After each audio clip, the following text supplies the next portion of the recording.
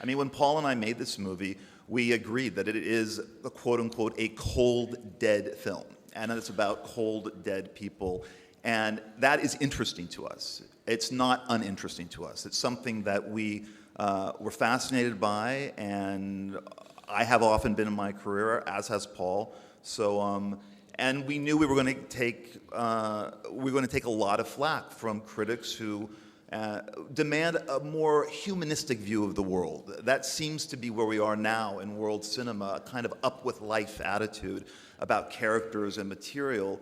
And if you don't ascribe to that, and you want to make a movie like The Canyons, you really do run the risk of being derided and being made fun of. And I think the critical reaction toward the movie is in such disproportionate it's so disproportionate to what we did, which was we made a film for absolutely no money that was an experiment, something that we just wanted to do on our own. And it kind of blew up into this huge, in the United States, kind of cultural event, and was widely criticized and attacked, and was told, reviews were talking about how terrible it looked, and that it was something, it was being reviewed up against movies like Wolverine and a lot of mainstream movies without going into the background of what this movie actually was. Now, of course, a lot of that had to do with the casting of Lindsay. She made it into a much bigger story. I mean, but yeah. Every script you write is, on some level, it's a personal experience. I mean, I was writing about a lot of things that I was thinking about in those 2 months early in 2012. And there is a kind of enervation in this world of these characters who are, in one way or another, have trapped themselves and done this by their own devices, more or less. And I think that sense of enervation, the sense of ennui, of kind of listlessness, is a reflection of where these characters are. And, for some people, that makes the movie slow at times. It makes the movie a bit boring for them at times.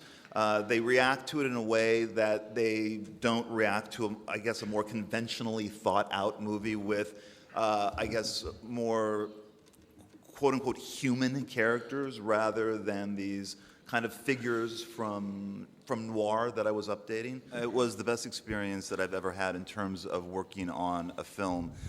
Many films you work on as a writer and they never get made. They are stuck in a kind of development process at the studios, which now really kind of no longer exists, that kind of studio development process that a writer can find himself stuck in for many, many years on a project. Those days are over because the studios are now making a particular kind of movie, and there's really just a very small group of writers that they hire to make those kind of films. So when I started writing this script in January of 2012, I wrote the script I wanted to write. Paul approved the script. It was a vision of the world that we both shared. There were not going to be any notes from any outside people. We were going to take this material and make a movie for no money from it.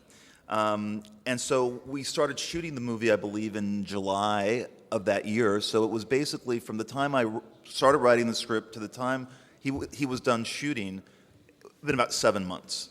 And then by the time we were finished with post-production, it had been about, a little bit under a year. And it was